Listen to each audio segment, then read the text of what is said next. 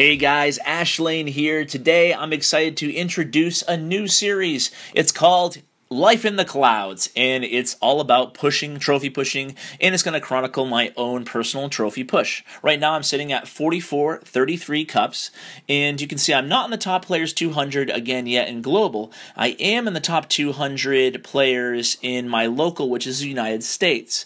So let's see where I rank right now. I have been a little bit higher, but I just took a defensive loss. So let's see where I am right now. I am at 156 right now. So I'm 33. Come say hello to me in the top US top 200. Hopefully I'll climb up even higher. But it's getting really tough. In this series, I want to bring you some of my attacks, some of my defenses, and basically answer any questions you guys have on trophy pushing, why we do it, how we do it, and what it entails when you're this high in cups. So first, I'm going to go ahead and tell you that offers take about, if on a 2-hour, you don't even call it a boost anymore because you don't really have to boost your troops because you just don't find enough offers for the boost to even be worth your gems. So when you're pushing this high, you really don't need gems. That's a common misconception with pushing this high. You just have to look through clouds, and it's best to multitask.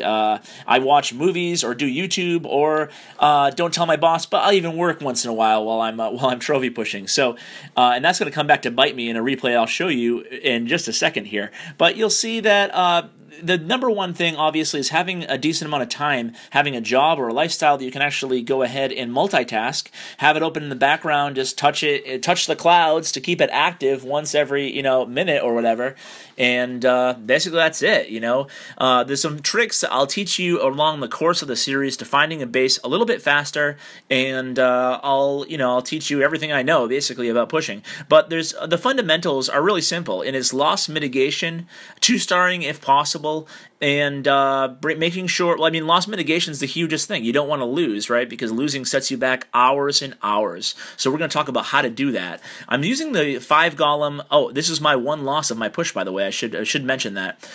In the last 3 weeks, I've been on this personal push here, and I have one loss to date, and it is against Gregor of War Imperium. So he got the better of me, and it was a bad attack on my part. To be honest with you, it wasn't an impossible base to attack. It was just a bad attack on my part, and hopefully I don't have any more losses, because they're really hard to bounce back from. You can see I've been 2-starring pretty consistently throughout this push, and I probably have a few 1-stars in that one loss in the last 3 weeks.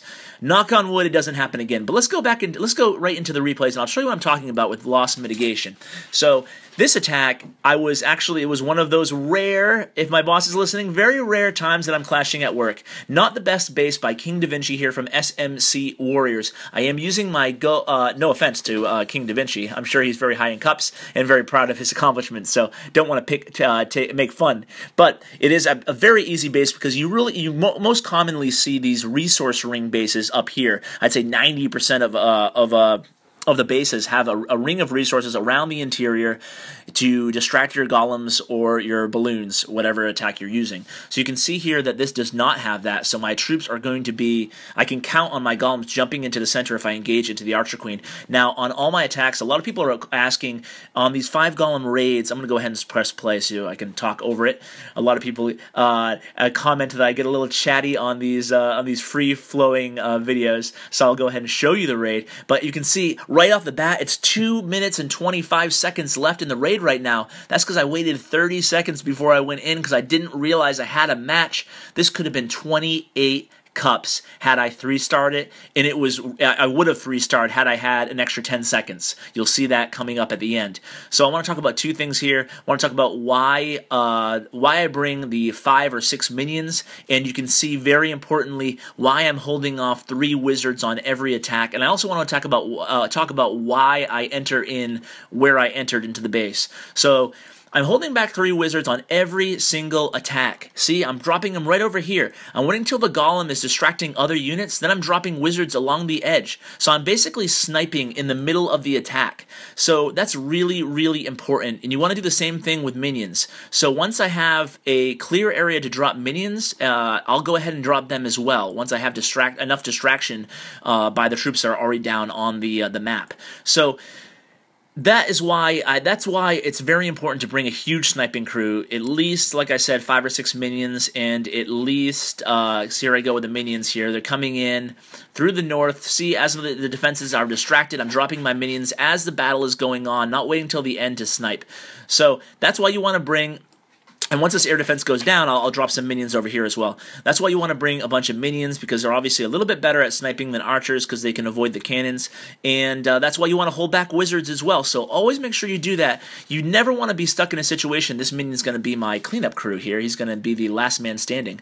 You never want to be caught in a situation where there's snipeable units, and you could have had at least 1 star, and you didn't have it because you didn't hold off on wizards, you didn't bring enough minions, etc., etc. There's so many times that I've gotten 50 to 52%, and I got that extra star just by bringing my cleanup crew.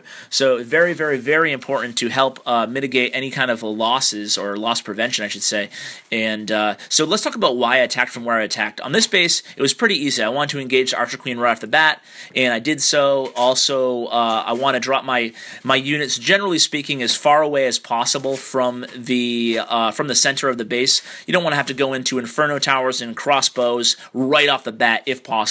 And I wanted to utilize both jumps. I had 2 jumps, I might as well use them, so I might as well place my troops as far away from harm as possible. Let's go ahead and watch another attack replay. I just want to mention here that my defense lost yesterday for 32 cups. That means I was over 50 cup offering on this attack here by CoC-ClashWithAsh from Maximus. So that really hurt. That set me back a few hours for sure. So I'm going to go ahead and show this last replay here. I'll show some defensive replays on upcoming videos in this series for sure, too. So this attack, I just wanted to talk about briefly about why I came in from where I did. So let me zoom out real quickly here. You can see the base. This is a much more common base with a resource ring around the center. Now, I want to get my golems to go into the center, so I want to place them in an area where I think they have a good chance at going into the center rather than going around the base. So here's where I decided to go into. Right through this due south. Now, what I want to look at, the 2 things you want to look at before going into a base, or the 3 things, is the flow of the base. You want to trace where the golems are going to go. You don't want them to go around the sides of the base. That's how you lose these attacks. And the other thing you want to look at is where is the Archer Queen. You always want to engage the Archer Queen if possible before you have to engage all 3 Expos and the Teslas and everything like that in the middle of the base. So you know she has a pretty wide range on her, the Archer Queen. So if I come in through here due south, I know I'm going to be able to engage her even before I have to engage the Inferno Tower. Also, you want to take note of where the clan castle is. Ideally, you'd like to engage the clan castle right off the bat as well, but that also has a wide trigger range, a long trigger range. So I know I'll be able to deal with the clan castle somewhere around this area, and I'll be able to lightning it when it's all attacking my golems, and my golems have a lot of hit points, so I'm not too worried about that. So that's where I chose to attack from here in the south. Once again, 5 golems. I tried to sneak in a kill on that cannon, and it didn't work out, but otherwise things are going all right. The golems all go where I want them to, obviously. I have a nice spread of wizards and witches coming in. Both of my heroes are dropped, and at this point I'm going to drop my first rage spell. I do carry 2 rage, do carry 1 lightning, and 2 jump spells. So you can see my golems all went off track, so that didn't work out too well, but my Barbarian King, I popped that rage ability. He's in there distracting all the defensive units, and then I have all those wizards backing up the Barbarian King. So that's pretty good. They were able to get down the town hall pretty easily, and my queen was able to pick up some percentage, kind of sniping behind the king and the rest of the troops. Now look at these golems. Here I am sniping. I held back 3 wizards. This is what I was talking about. I'm sniping during the raid, just making sure I get that extra percentage to get the 2 stars. These golems, since they went around, obviously that's not what I wanted them to do, but these bases, it's very tricky to get the golems to go into the center. You have to use those Teslas sometimes to get them distracted into the core, and sometimes you have to just pray that enough of your troops go into the center while your golems are distracted. So here I am dropping minions again, sniping during the raid, what I talked about before. So Here comes my whole minion crew behind those golems. I'm going to go ahead and wrap this video up. You can see my troops are all going along the edges. This one's set to, this Inferno Tower is set to single, so I'm actually going to get some of that Dark Elixir too, so that's why I held on to this raid a little bit longer.